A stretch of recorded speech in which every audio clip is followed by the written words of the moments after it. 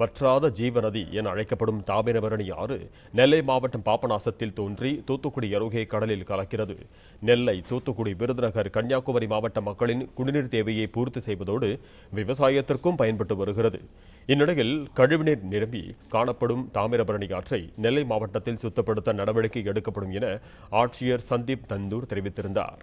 அதன்படி முதற்கட்டமாக 10 கிலோமீட்டர் தூரத்திற்கு ஆற்றை சுத்தப்படுத்தும் பணிகள் இன்று துவங்கியுள்ளது.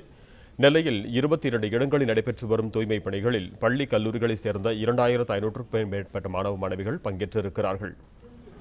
தமிழகத்திலே வற்றாத நதி நம்ம தாமிரபரணி நதி தான். இங்கே நிறைய பிளாஸ்டிக் பொருட்கள் எல்லாம் போட்டு ரொம்ப பொல்யூட் பண்ணியிருக்காங்க. அதனால் அதை சுத்தப்படுத்துறதுக்கு முதற்கட்டமாக நாங்கள் மாணவிகளே இறங்கி சுத்தம் பண்ணுறதுக்காக வந்திருக்கோம்.